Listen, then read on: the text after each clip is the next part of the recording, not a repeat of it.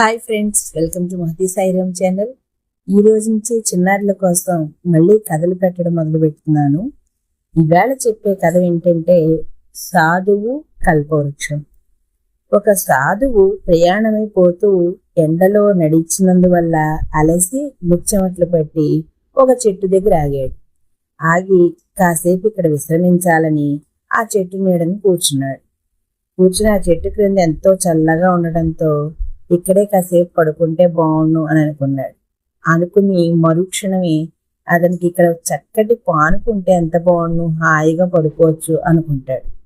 అనుకున్నదే తడవుగా ఆ చెట్టుకి అతనికి దగ్గరగా ఒక పానుపు వస్తుంది. అతను చాలా ఆనందపడి ఆ పానుపు ఎక్కి దాని మీద పడుకుంటాడు. పడుకుని ఇప్పుడు కాళ్ళు బాగా నొప్పులుగా ఉన్నాయి కనుక చక్కగా శుతిమెత్తగా కాళ్ళు నొక్కడానికి ఒక సుందరాంగి వస్తే బాగుండు కదా అనుకుంటాడు. అతను చాలా చిన్నదే తడవుగా ఒక అందమైన యువతి వచ్చి అతని కాళ్ళు నొక్కుతుందనమాట. అతను చాలా ఆనందపడతాడు, అడిగిందన్నీ అవుతున్నందుకు. అంతలో అతనికి బాగా ఆకలేయడంతో కడుపు నిండా భోంచేస్తే బాగుంటుంది అని అనుకుంటాడు. అతనికి కావలసిన పదార్థాలతో పిండి వంటలతో అతనికి భోజనం ఏర్పాటు అవుతుంది. దాన్ని సుష్టిగా భోంచేసి ఆ మంచం మీద ఎక్కి కూర్చుని పొద్దున్నుంచి తనకు జరిగిన విషయాలన్నీ తలుచుకుంటూ ఉంటాడు.